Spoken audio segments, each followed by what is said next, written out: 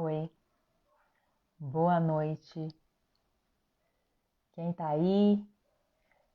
Vamos lá, vamos começar mais uma live da série de lives da Travessia da Mironga. Vamos chegando. Oi, Cá! Buenas noches! Oiê! Boa noite, bem-vindas. Bem-vinda, Lua. Vamos lá, gente. Manda coraçãozinho. Coloca uns coraçãozinho aí, manda pras amigas tudo, entendeu? E vamos que vamos. Bom, hoje é a última desse ciclo, né? Como eu disse. É um momento muito especial, porque a gente tá terminando hoje, a gente terminou hoje a nossa travessia às 6 da tarde, que foi um momento de um mergulho intenso pra gente, né? Foram 21 dias de restrições, de abstinências, né, com inspiração na dieta do rapé, dos, dos nossos irmãos indígenas de alguns povos, né, que tem como costume fazer essa dieta. E aí é um momento em que a gente une, assim, que a gente celebra os estudos que a gente faz na casa. Então, além dessa dieta, é que esse nome dieta, para quem não é do universo ayahuasqueiro, é muito mal interpretado, né? Porque de fato a gente se acostuma com dieta sendo sempre para seguir um padrão de estereótipo de mulher magra, né? Então tem muitas mulheres que já têm trauma com esse nome. E como é inspirada, mas não é a original, até porque eu não sou indígena, então eu nem tenho como falar que eu conduzo essa dieta, e une outros ensinamentos também, então a gente chama de travessia. E um dos ensinamentos é aprender a comungar com o axé de Orixá-Obá. E qual axé é esse? Ter esse entendimento profundo sobre esse axé, né? Além do estudo sobre a mente. E o ebó comportamental, a oferenda para Orixá-Obá, é não mentir, é a verdade. E a gente fez isso tanto na nossa prática diária, né, no nosso convívio, nas nossas relações, na relação com a gente mesma, quanto nos nossos estudos, né, os estudos sobre a mente. Essa identificação que a gente tem com o pensamento foi a maior mentira que já passaram para a gente, né? A gente se identificar, a gente entrar nisso, nesse engodo, nessa ilusão que os hindus chamam de Maya, né, ou Mara, que é um mundo de ilusão, como a gente consegue se separar disso, ou ao menos criar uma consciência de que nós não somos essa. Salve, maninho, um abraço pra tu também. Boa noite. Bem-vindos todos, gente. Bem-vindo, Lê. Bem-vinda. Bem-vinda a Mi, que tá aqui do meu lado também. Bem-vinda, Vivi. E aí, hoje foi o último dia dessa dieta, e para celebrar, a gente vai falar sobre a guerreirona, porque um dos pontos fortes que Obá representa, que ela simboliza, é esse, esse arquétipo da guerreira, né? Obá é uma das orixás mais guerreiras, se não a mais guerreira que se tem conhecimento, né? Não haviam lutas que ela não ganhava, ela ganhava todas e só perdeu para Ogum porque ele a enganou, fez com que ela escorregasse lá, colocando um ebó lá com quiabo e espiga de milho, e Obá então escorregou e caiu, e Ogum venceu a guerra e a possuiu logo depois, né? E, e aí o que acontece? É importante a gente falar sobre a guerreirona porque é um aspecto que a maioria de nós segue, né? E é um aspecto que a maioria de nós acha normal. É muito comum você ver mulheres fazendo isso, sendo a guerreirona, representando a guerreirona, como se fosse a coisa mais normal do mundo, como se esse fosse o papel dela mesmo, né? Naturalizando esse papel. E então por isso que é importante a gente falar sobre isso, né? A gente tornar nítido, né? Isso vir à tona mesmo e a gente conversar sobre isso. Então, assim, uma outra coisa que eu quero falar para vocês é que tudo isso que eu falo nas lives, todos esses aspectos, eles são comentados, a gente coloca como pontos importantes no nosso curso de descolonização mediúnica. A descolonização é um curso que eu tenho dado, eu comecei nesse último semestre, eu comecei na primavera, né? Então a gente fez um módulo de um semestre e agora o próximo módulo eu vou abrir numa plataforma. Então eu vou abrir esse curso a quem quiser fazer. Não são só para as pessoas, porque tem algumas mulheres aqui que fazem esse curso. Ah, ele é só para mulher? Não é que ele é só para mulher, mas ele é um curso que aborda questões que em outros lugares não se abordam, como se todo mundo fosse igual, né? Porque você vai fazer um curso de desenvolvimento mediúnico, todo mundo coloca que as pessoas são iguais. Só que ali temos muitas diferenças, né? Nós temos mulheres fazendo esse curso e as mulheres, elas ficam menstruadas, elas passam por ciclos diferentes, né? Temos pessoas negras nesse curso, temos pessoas de outras etnias, enfim, ou não, né? Mas minimamente pessoas negras, com certeza, provavelmente vai ter, porque isso é o Brasil, né? Então, ou pessoas trans, pessoas LGBT, né? E isso não é levado em consideração nos cursos de desenvolvimento mediúnico, sendo que ali cada universo é diferente e isso é preciso levar em consideração. A diversidade precisa ser considerada e precisa ser validada.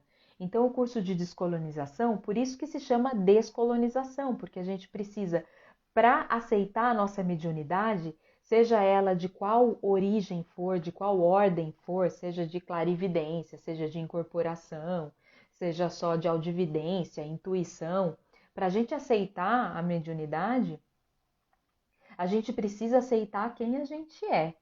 A gente precisa aceitar as nossas raízes, as nossas origens. E isso é Umbanda, por exemplo, né? Uma religião que demonstre as nossas raízes mais do que Umbanda e o Candomblé, né? Eu não conheço, além das religiões originárias, né? Dos povos originários daqui, de Pindorama. Mas então a descolonização mediúnica, além de tratar do assunto da espiritualidade, trata dessas particularidades. Então, para uma mulher, por exemplo, existe um período durante o ciclo que é melhor para ela incorporar? Ou é melhor para ela ter um outro tipo de mediunidade, por exemplo?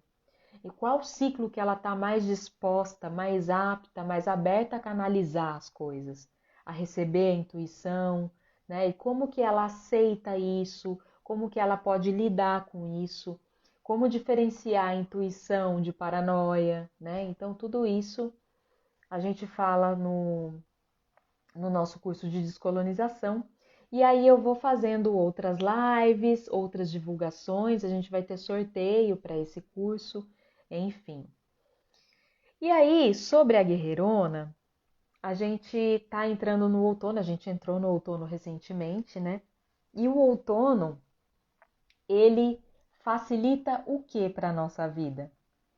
Ele facilita o nosso entendimento sobre pertencimento.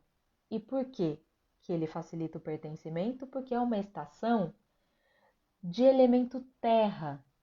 É uma estação que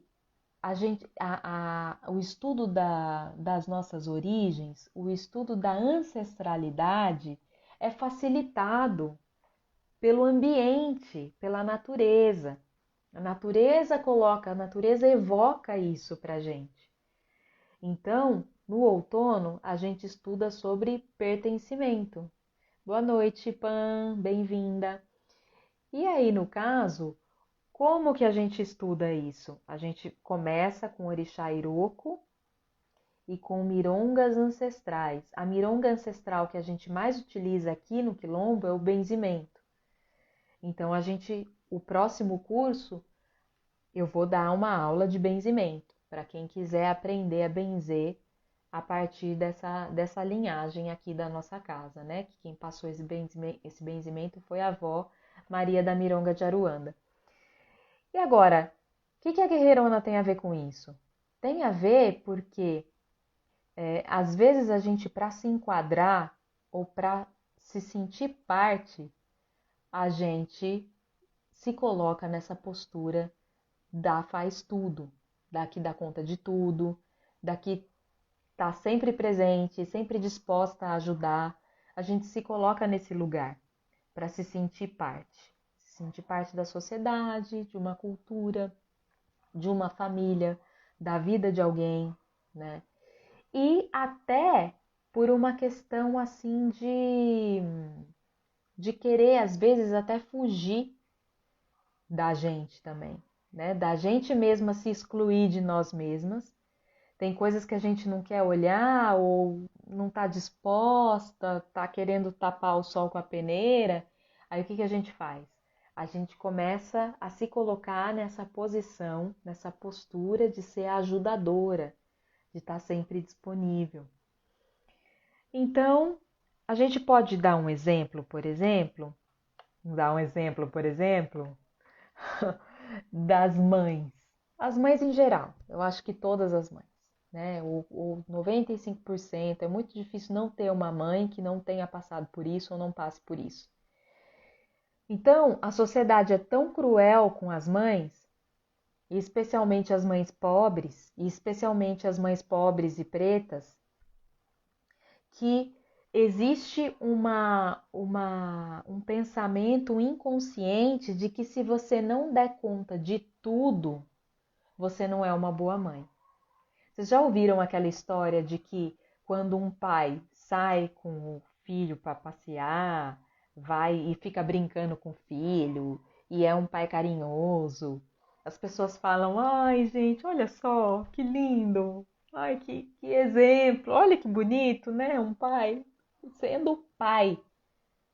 O cara tá sendo pai, tá fazendo pura e simplesmente o papel dele. Agora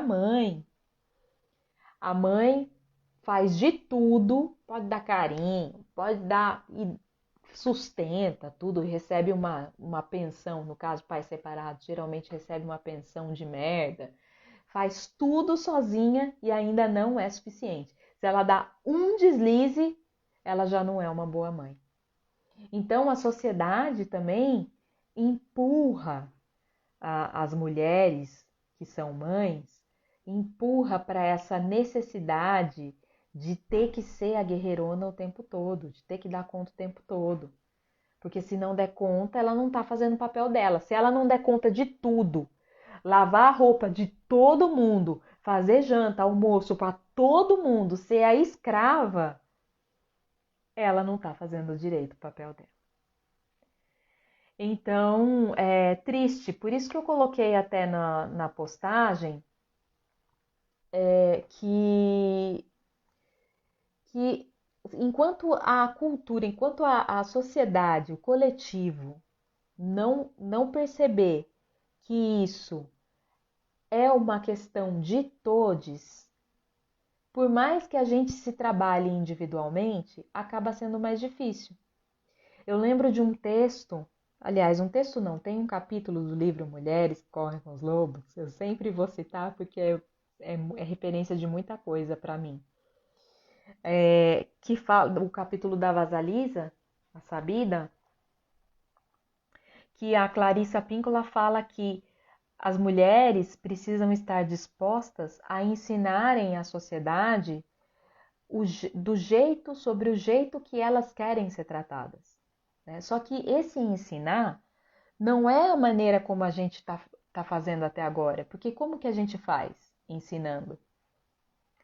E eu não estou falando só de homens, isso acontece entre mulheres também, isso acontece muito entre mulheres, né? Às vezes é uma relação homoafetiva, mas os padrões, os condicionamentos heteroafetivos são super ainda influenciam demais as relações. Aliás, é uma relação, muitas relações com modelos heteroafetivos são homoafetivas, né? Essa coisa da posse, do domínio, de ser uma que faz mais as coisas, uma que lava mais louça, que limpa mais a casa, que faz mais comida, e a outra não, porque a outra tem meio que o papel que é de homem, entre aspas. Gente, pelo amor de Deus, sabe? A gente está em 2022, sabe? A gente precisa começar a passar para a sociedade como nós merecemos ser tratados. E aí, como eu estava dizendo antes, essa questão da gente achar que a gente tem que ser a professora das pessoas sempre, sabe? E isso nas relações, assim, tanto afetivas, românticas, né? Quanto em outros tipos de relações, as pessoas olham para a mulher como se ela tivesse mesmo essa obrigação de ensinar, de mostrar um caminho, sabe? É igual a relação do racismo, né? Que a branquitude fica tipo, ai, mas eu não sei, ai, mas como que é? Ai, mas eu só quero. Porra, pesquisa, vai ler algum livro, vai ler Bell Hooks, vai ler Lélia Gonzalez, Jamila Ribeiro, né? Vai pesquisar, um Google que seja. O Google tem muita merda, mas também tem coisa boa, né? E fazer esse filtro também acho que faz parte da nossa aprendizagem, né? Então, esse papel de mestra, de professora das pessoas, sabe? Um relacionamento, principalmente heteroafetivo, eu vejo muito isso, de ter que estar sempre ensinando e não sei o quê. Homens que não aprenderam a fazer comida, sabe? Homens que não aprenderam a se virar, sabe? E tem que estar explicando o básico do básico. Gente, isso é tão cansativo, mas tão cansativo. E aí, qual que é a solução? É continuar ensinando? Não. Se a gente quer ensinar, a gente tem que. Eu não lembro para quem que eu falei isso, foi em algum atendimento que eu falei, hoje ou ontem. Falei para uma da Holanda. Eu faço parte, acho que foi para Carol, eu faço parte de uma campanha de fechamento da fábrica de pano. Vamos parar de passar pano pros outros. Parar de passar pano pros homens, pros companheiros, pras companheiras. Para de passar pano, gente. Pra quê? Pra quê? Essa é a nossa forma de ensinar mais eficiente. Parar de passar pano, parar de ficar fazendo as coisas pela pessoa, parar de ficar querendo ensinar o beabá, porque você é muito boa e tem que ensinar o beabá. Você é muito boa e tem que ficar fazendo comida igual escrava para essa pessoa, senão você não vai ser aceita, né? Então tudo isso faz parte aí do que representa a guerreirona. Então, como eu estava dizendo, estar sempre disponível é um jeito muito simples e inconsciente de fugir da gente mesma, do que a gente precisa olhar. Então, a dificuldade de pedir ajuda é a consequência mais forte da guerreirona, né? É a forma em que ela se manifesta da sua maneira mais potente, porque, primeiro, ela é a guerreirona, ela pode tudo, ela é heroína, ela salva todo mundo sempre do sufoco. Pedir ajuda? Não. Imagina, eu pedir ajuda? Logo eu que eu tenho resposta para tudo sempre, sempre, sabe? Eu tenho uma solução para tudo, ó. Só estalar os dedos, sabe? Então, para que pedir ajuda? Então, essa é a principal manifestação da guerreirona. E aí, no caso, nessa questão entra o distanciamento com os instintos. E o distanciamento com os instintos pode indicar uma fome da alma. A vida é tão vazia de significado que a pessoa prefere fazer de tudo para todo mundo do que ter que pensar nisso. Ter que pensar no significado da vida, ter que pensar no que ela gosta. Às vezes, ela ficou tanto tempo cuidando do gosto dos outros que ela não sabe nem do que ela mesma gosta. Né? Quantos relacionamentos, eu ouço as amigas falando, quantos relacionamentos que ficaram tempos, a pessoa agradava tanto a outra que terminou o relacionamento, se perguntou, nossa, mas o que eu gosto? O que eu gosto de fazer mesmo? A pessoa não sabe, porque ela viveu em função da outra. Né? Ela foi uma guerreirona, estava disponível para tudo, sempre, o tempo todo, menos para ela mesma. E aí, o que fazer então nesse sentido? O que fazer a premissa é criar intimidade consigo mesma. Já ouviu falar, né? Uma amiga sua, uma vizinha minha também passou por isso, cá, já. Ai, ai, a gente tem sempre uma vizinha, uma amiga querida, né, que vem contar os seus relatos. É, E aí, criar intimidade consigo mesma. E é engraçado que na última aula de descolonização, eu falei sobre essa questão da intimidade porque é um tema que a gente estuda no verão. Porque o verão está ligado às águas e as águas, elas incitam, elas levam a gente ao estudo e à investigação da intimidade, porque nós somos água, como seres humanos e como mulheres, né? As águas é, é o que nós somos, assim, tanto em quando a gente acumula, quando a gente derrama pelo sangue, derrama pelo choro, né? Então a gente já tem intimidade com as águas e essa questão da nossa percepção dessa intimidade, eu acho que é aí que está o ponto, né? Peraí, um pequeno acidente aconteceu aqui. Deixa eu arrumar. Peraí. Esse é o ponto, né? Da gente se ativar para essa percepção do quão íntimas das águas nós somos. E aí a gente estuda a intimidade. E o importante na intimidade, às vezes a gente acha que a intimidade é só a relação com as pessoas, está só na relação com as pessoas. Então, o quanto você se sente à vontade com a pessoa, o quanto você consegue conversar sobre tudo com aquela pessoa, consegue se abrir com a pessoa, consegue ficar à vontade em relação ao seu corpo com a pessoa, consegue ficar nua perto da pessoa, consegue dar muita risada e também ficar em muito silêncio perto daquela pessoa.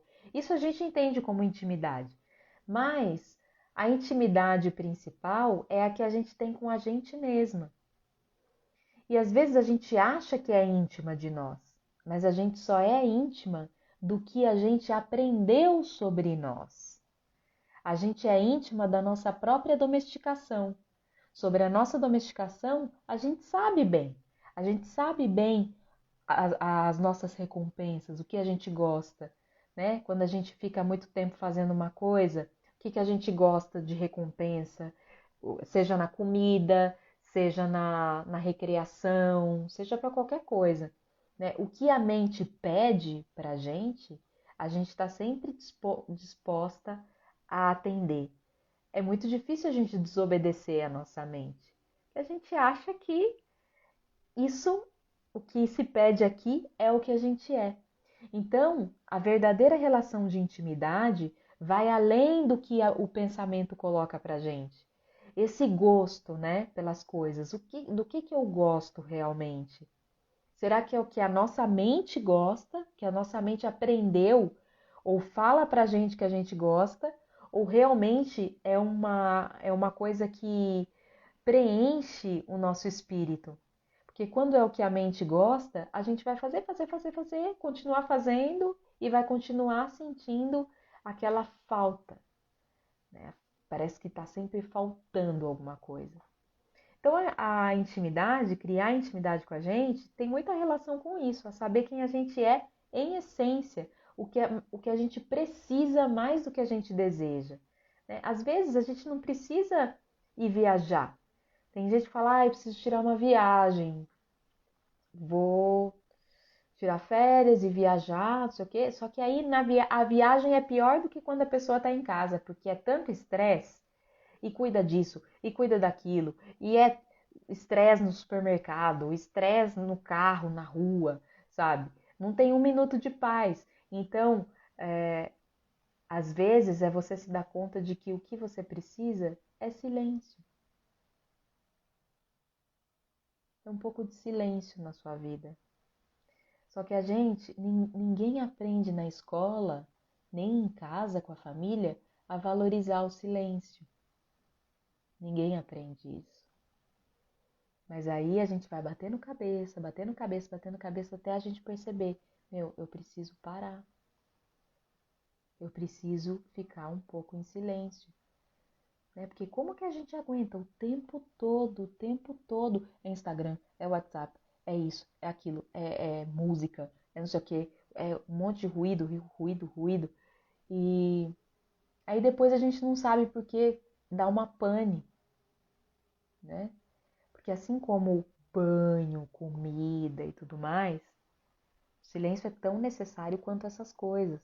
Mas a gente não aprende isso. E aí eu tirei uma parte aqui do livro para ler para vocês. Ai, meu Deus! Eu quero ler aqui. Ai, aqui achei. Então tá. Nossa, eu lembrei aqui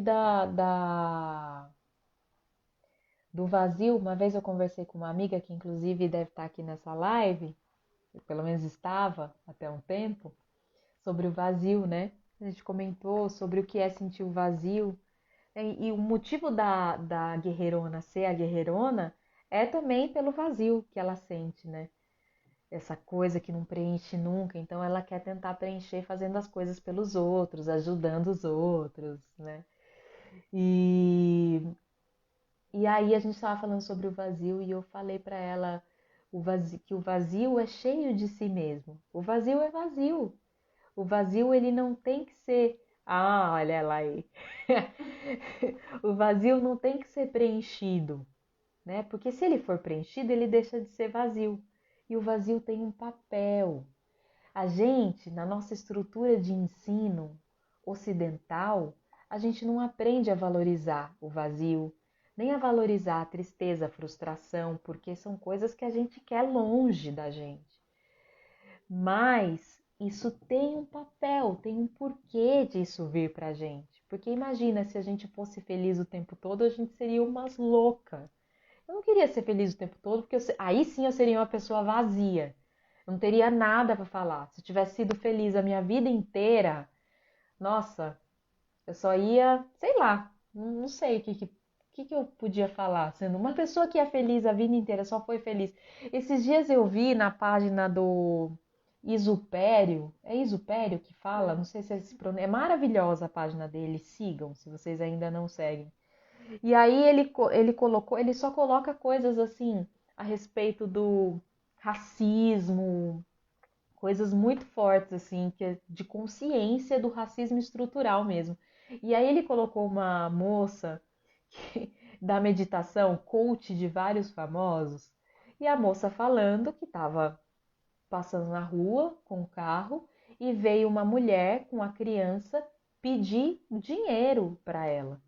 E ela falou que não tinha, e aí olhou para a criança, assim, olhou para a mulher estava meio que de cara feia com ela, e ela começou a falar mal da mulher, falando que a mulher não tinha. A mulher estava vibrando na escassez, sabe?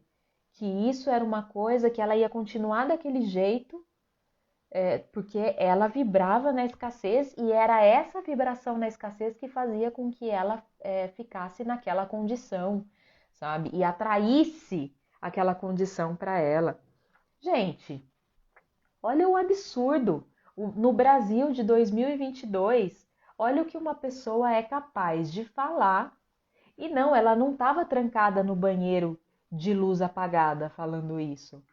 ela teve a coragem, a pachorra de colocar isso no Instagram. E quantas pessoas colocam muita merda no Instagram, né? Então talvez essa seja uma pessoa absolutamente vazia que prega uma felicidade o tempo todo. Enfim, eu sou eu sempre vou por esse assunto, sabe? Eu não aguento. Então vamos ao texto. Mano, pelo amor de Deus. Depois vocês vão lá na página dele, Isupério. ISUP, é maravilhoso. E um absurdo. Fiquei com vontade de jogar o telefone na parede. Mas enfim.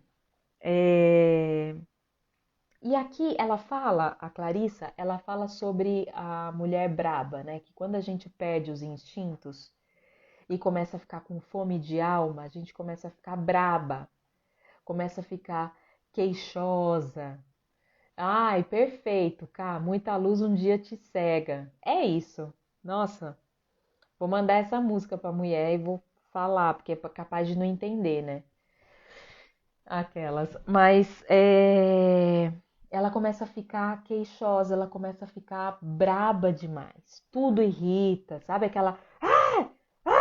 Não sei, não sei o quê. Ai, você também. Não sei o quê. Quer bater em todo mundo, quer e xinga todo mundo, porque essa mulher está sofrendo de fome de alma. Ela está muito longe dos seus instintos. E aqui fala que quando a mulher entra nos domínios da velha e árida senhora, ela sofre de perda de decisão, confusão mental, tédio, depressão simples e súbitas crises de ansiedade que são semelhantes aos sintomas que os animais apresentam quando estão atordoados pelo cativeiro ou por traumas. Um excesso de domesticação gera impulsos fortes e essenciais no sentido de brincar, de se relacionar, de saber lidar, de perambular, de comungar e assim por diante.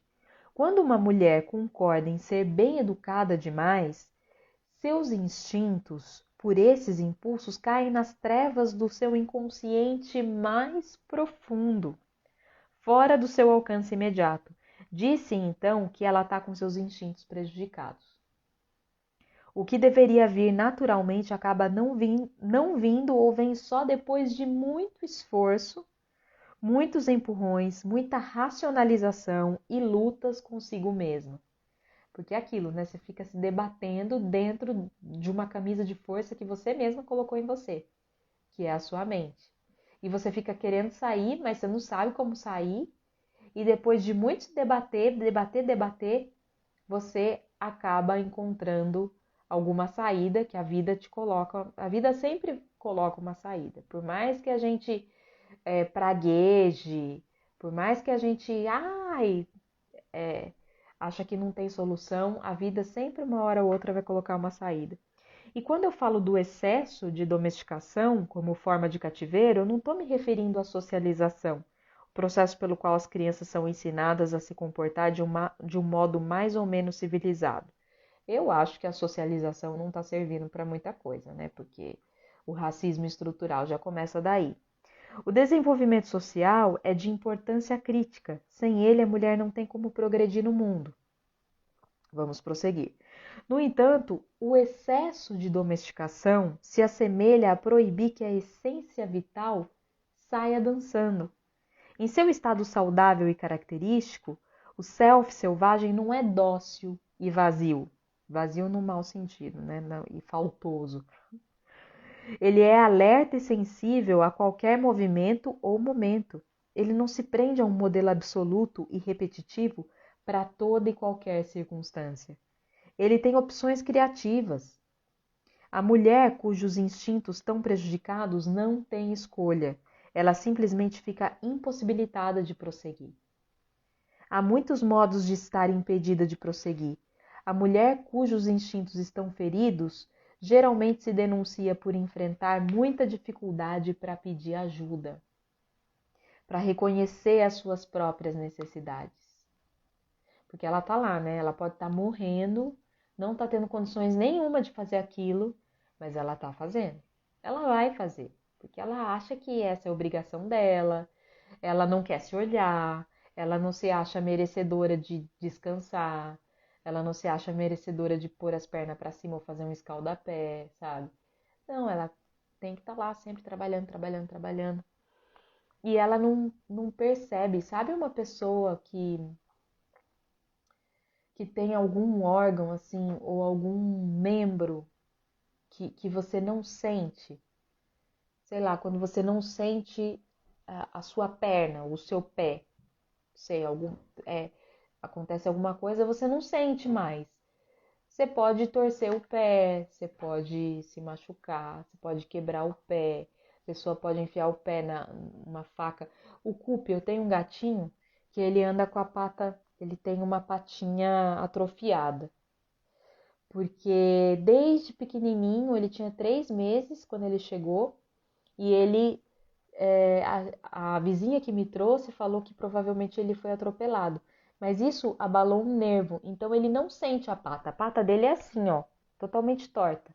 Mas ele não sente. Já fizeram os testes e tal. Então é a mesma coisa.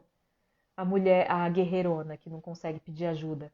Ela tá fazendo, fazendo, fazendo, ela não tá sentindo. Ela tá morta por dentro, ela não aguenta mais, mas ela não tem essa sensibilidade de reconhecer o que ela precisa. Seu instinto natural para a luta ou para a fuga é drasticamente reduzido ou mesmo extinto.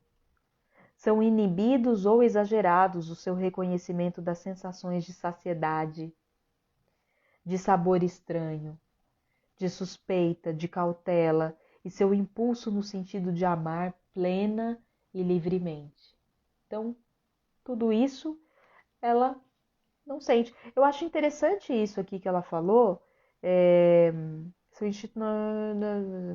são inibidos ou exagerados o seu reconhecimento das sensações de saciedade, de sabor estranho. Ou seja, ela só reconhece que está saciada quando é tarde demais, quando ela já comeu muito e aí acontece algum estrago, ou o contrário, ela é muito tímida para perceber que ela, ou para reconhecer, para assumir, para sustentar que ela não está saciada. Isso do membro atrofiado acontece muito em relacionamentos abusivos, onde a pessoa não sente. Acontece muito mesmo porque a pessoa chega a achar que aquilo é normal. Às vezes a pessoa não tem parâmetro também, né? Porque a gente foi tudo, eu falei numa outra live aqui, a gente foi tudo criada com novela da Globo, né? Tudo criada com literatura romântica colonialista, né? Então a gente tem muita síndrome de Cinderela, é muita síndrome de Cinderela para curar, independente se o relacionamento é homoafetivo ou heteroafetivo. A gente fica esperando um príncipe, uma princesa, um princeso e uma princesa num cavalo branco. Fica esperando surgir, vir e satisfazer as nossas, né, nos completar, né, e ser, e ter aquele amor, né?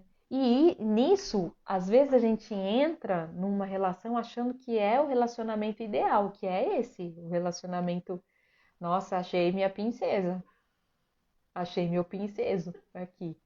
É isso, eu quero ficar com esse homem, ou eu quero ficar com essa mulher.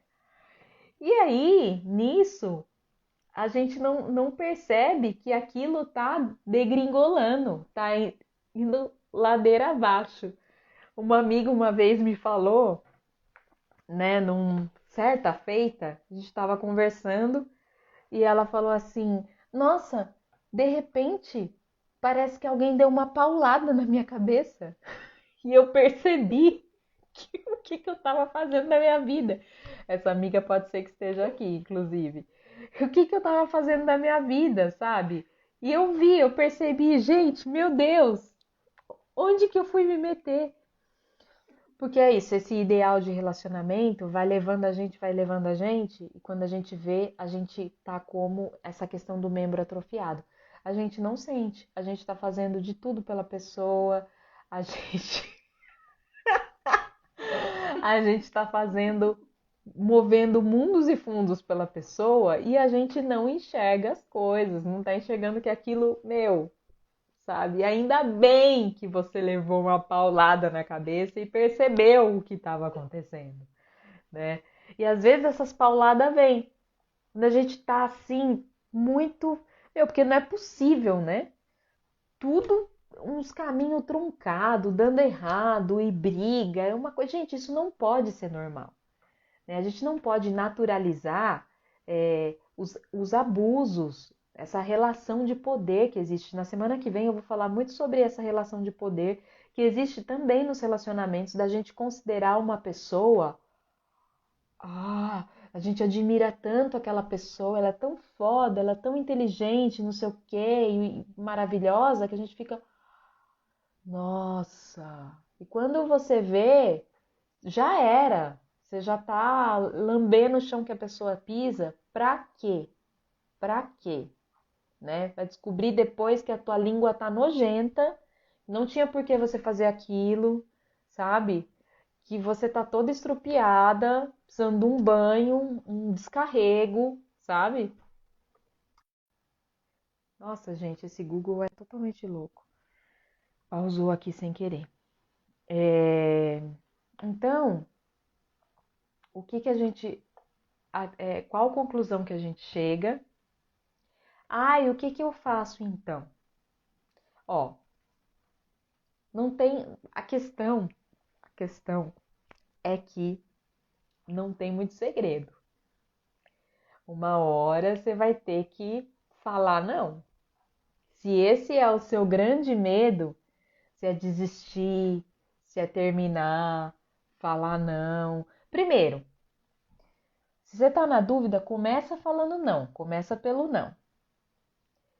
E aí, você começando a falar não, você vê onde vai terminar essa relação. Seja uma relação de relacionamento afetivo romântico, seja uma relação no trabalho, seja uma relação na espiritualidade, onde você desempenha o papel de guerreirona nessas situações. Então, começa a falar não. Se as pessoas se incomodarem com o seu não, esse não é um ambiente para você. Isso é tóxico. Quem não sabe respeitar o seu não está colaborando com a sua toxicidade, com a sua. Não está colaborando com a sua saúde. Não está sendo saudável para você. Então, o não é o primeiro passo. E isso faz parte de uma iniciação, porque não adianta você ir para a benzedeira, tomar passe, consagrar ayahuasca, fazer terapia. Claro, a terapia adianta para que você chegue nesse passo. E tudo isso adianta para que você consiga chegar nesse passo, mas é você quem vai dar. Não vai cair um milagre, vai vir alguém te oferecendo uma pílula vermelha, né? Igual o Matrix, oferece a pílula vermelha e azul. Ah, eu vou na vermelha. Aí vou despertar com a pílula, né? Então, assim, você vai ter que começar a falar não. E falar não é cuidar do seu jardim. Cuidar do seu jardim, cuidar do seu espaço sagrado, cuidar do que é teu, cuidar dos seus limites. Comece a colocar limites na sua vida, né? Eu e também fazendo parte dessa do que fazer, né? Sobre o que a gente pode fazer para deixar de ser a guerreirona. Esse exemplo da viagem que eu dei, que às vezes a gente fala, ai, não, estou trabalhando muito, vou descansar, vou viajar, e você vai viajar, não descansa porra nenhuma. E eu falei hoje numa doulagem, eu falei assim, olha, as coisas, quanto mais simples, o outono ele vem para quê, gente? No outono as folhas secas não caem, porque as árvores não precisam mais das folhas secas. Elas não estão cumprindo um papel mais ali. Se as folhas secas ficam na árvore, atrapalha. Quando a gente vai podar uma planta, a gente não tem que tirar as folhas que estão amarelando, né? Para tirar algumas folhas de alguns lugares para crescer em outros, né? A poda, ela é necessária. E eu tô falando isso porque a gente chega num ponto que a gente precisa simplificar as coisas, tornar as coisas mais simples. Deixa mais simples o entendimento maior que eu tive dessa travessia foi sobre isso. Simplificar. Tira as folhas que já estão amareladas, tira as folhas que já estão secas, porque a gente não precisa de penduricalho, não precisa de badulac, né? Tira o que você já pode tirar, porque aí você vai conseguir ver com mais nitidez o que você realmente tem ali, qual que é a realidade ali do rolê, né? E com essa realidade mais organizada, é mais fácil de lidar, é mais fácil de interagir com isso, né? Porque com a simplicidade também você deixa algumas máscaras suas, máscaras que você não precisa mais, personas que você tem que alimentar, que você não tem essa necessidade, sabe? E a guerreirona pode ser uma dessas personas, pode ser uma dessas folhas que precisam cair, ou várias dessas folhas, né, que precisam cair. Então, o que é mais simples, onde está a simplicidade, está a resposta. E eu falei hoje nessa doulagem, né? Eu falei, nossa, quanto mais véia você é, quanto mais coisa de véia você faz, mais feliz você é. Porque, só que assim, tem uma coisa, as pessoas têm preconceito com coisas de véia. Então as pessoas falam, ah, não, eu não vou fazer isso, porque isso é coisa de véia, eu não tô véia ainda, né? Só que aí você chega numa idade que você percebe que você pensa, por que eu não fiz isso antes? Por que eu demorei tanto tempo para ser tão simples, sabe? Porque as pessoas mais velhas procuram deixar tudo mais disponíveis, assim, as coisas, organizar as coisas de uma maneira que fique mais fácil e mais simples, né? Deixar tudo no jeito, às vezes é dificuldade para andar, então, ou dificuldade para pegar as coisas, deixa as coisas mais no jeito. Então, as pessoas mais velhas não precisam ir para um bar, para um boteco, pra, algumas sim, né? Mas não precisa ir para longe para se satisfazerem. Pelo menos elas procuram, as que eu conheço, procuram se satisfazer de maneiras mais simples, sabe? Então, esse é o ensinamento da gente organizar mais a nossa vida e começar a perceber as minúcias que fazem sentido, que deixam a nossa alma feliz, né? De não precisar ter que mover mundos e fundos e ir viajar e ir para o outro lado do mundo ou do país, ou virar de ponta cabeça, virar cambalhota para você estar satisfeita, sabe? Faz o simples.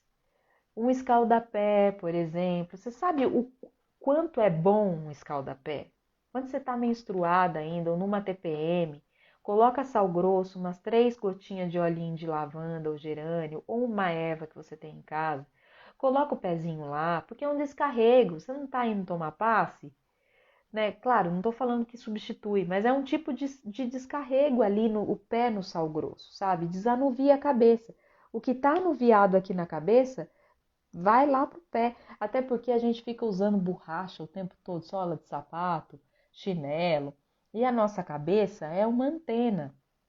A gente não vê, mas imagina o tanto de sinal de Wi-Fi que a gente que fica passando assim, ó, pela nossa cabeça o tempo todo. E é Wi-Fi, é telefone, e é televisão, e é um monte de coisa.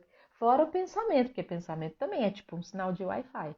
E a gente sente, né? Então imagina tudo isso pairando sobre essa antena sem ter como descarregar, porque você não pisa na terra, você não anda descalça, pode ser que mora em apartamento, não vai lá no canteiro pisar um pouco na terra, porque vão te achar louca, a louca lá sem sapato pisando no canteiro do prédio, né? Então, faz um escaldapés com sal grosso, né? Coloca o pezinho no sal grosso para dar aquela descarregada. Olha aí, é uma coisa tão simples e que você, às vezes você não precisa de um chocolate, não precisa de uma pizza, de uma comida rebuscada, né? Não precisa ficar falando sem parar.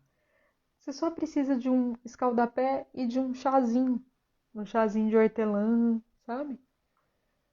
Então, são coisas simples, muito simples. Essa coisa de contemplar, voltar a contemplar. Uma vez eu recebi uma avó unicuinha aqui em casa, ela ficou vários dias aqui em casa, né? Só que ela não costuma vir muito para São Paulo. Pelo contrário, eu acho que era a primeira vez que ela vinha para São Paulo. E geralmente a gente tem quem tem contato com os índios, assim, eles sempre estão vindo para São Paulo, pelo menos quem conduz trabalho com ayahuasca e tal. E essa avó, ela era avó, parteira, muito curandeira, e ela ficou um tempo aqui em casa.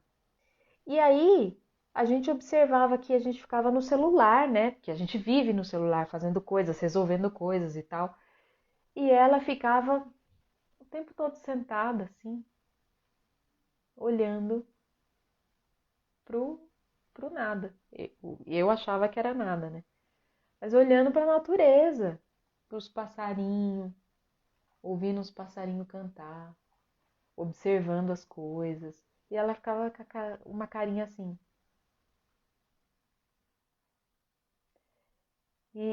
Eu ficava passada, né? A gente ficava passada. Nossa, gente. E isso.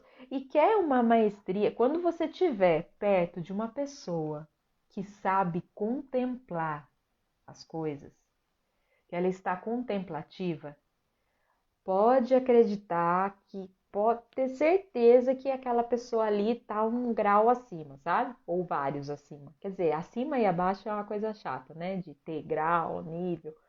Mas pra vocês entenderem, pode ter certeza que aquela pessoa tem uma maestria, sabe? Porque pensa, é diferente. Quando que você vê alguém que é capaz de ficar contemplando, ouvindo os passarinhos, vendo os gatinhos, vendo os bichinhos, tudo, sabe? É muito maravilhoso. Então, assim,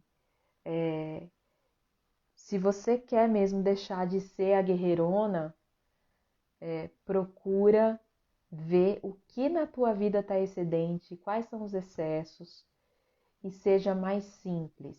Seja mais simples, tenha coragem de não ser uma pessoa disponível. Você não é disponível. Você não tem que estar disponível, você não precisa estar disponível. Entendeu? Você tem a sua vida, você tem você tem um cuidado, uma responsabilidade consigo mesma, né? De saúde mental, saúde emocional. Então, você não precisa estar disponível. Ah, mas vão pensar, foda-se. Ah, mas não sei o quê, foda-se. Ah, mas o quê? Foda-se. Entende? Essa é a verdade. Você não precisa estar disponível. Não tem que estar disponível. Enquanto você não aprender isso, você vai continuar batendo cabeça. E essa é a melhor forma de ensinar os outros, porque as pessoas precisam dessa medicina. As pessoas precisam do seu não para entender o que é um não. As pessoas precisam da sua indisponibilidade. Olha, não posso. Não precisa dar satisfação. Sabe aquele meme? Não sou obrigada. Ah, porque não sei o que, não sei o que. Não sou obrigada. Ah, mas isso. Não sou obrigada. E isso eu sei que passa por uma questão que é muito estimada por nós, que é o que os outros pensam a nosso respeito. E isso com o tempo vai minando também, porque tem que ir minando, né? Não tem outro caminho.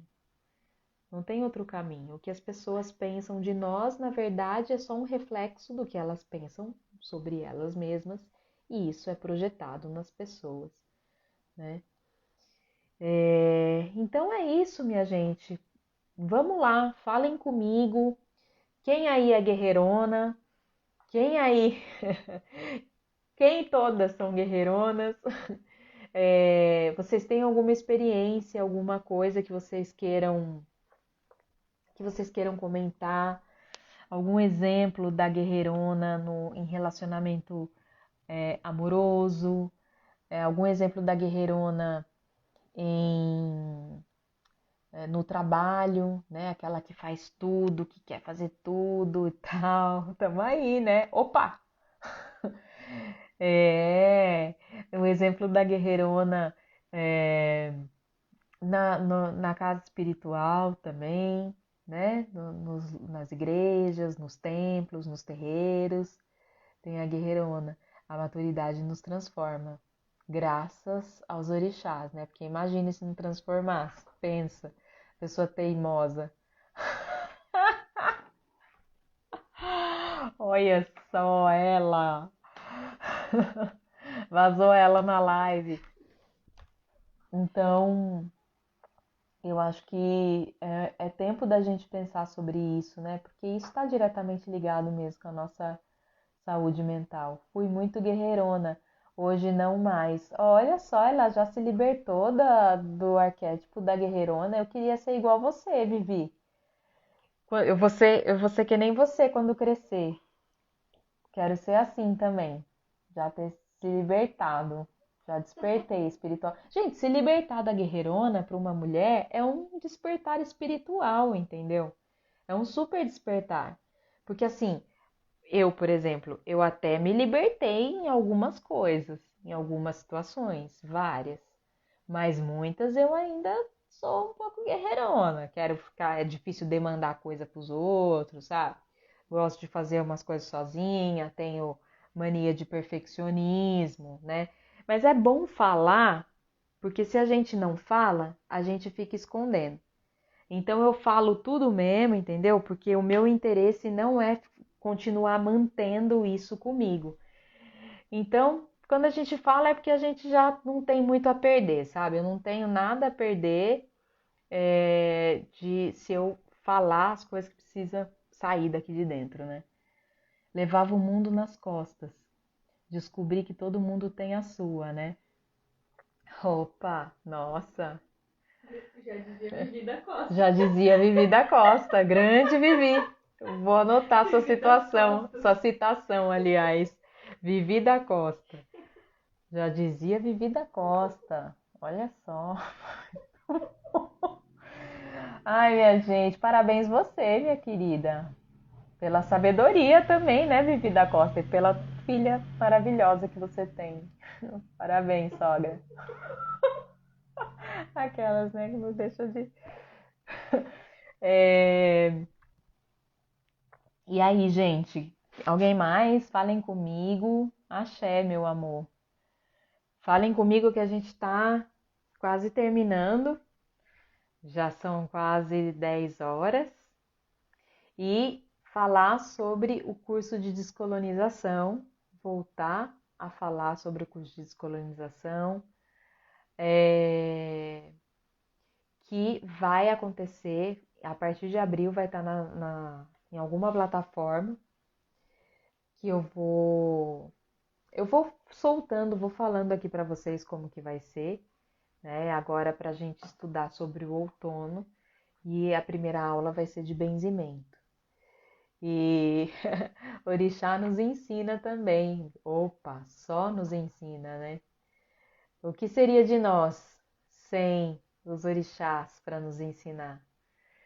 Orgulho de ser sua sogrinha. Ai, obrigada. A sua filha é uma princesa que apareceu no cavalo branco. No dragão, né? Ai, ainda tenho muito de guerreira, mas estou no caminho de equilibrar. Eu boto fé, irmã, boto fé. A gente sempre tem, né? Eu acho que essa questão é muito de. A gente vai tirando cascas, né? Não tem como ser assim, ai, nossa, pronto. Pelo menos eu sinto isso, né? Eu consigo tirar uma casca por vez. Ai, isso aqui eu não preciso performar mais. deixa eu tirar. E isso aqui eu não preciso mais performar também, deixa eu tirar. Né? E aí vai tirando as cascas. Mas a gente tá no caminho, né? Damos graças.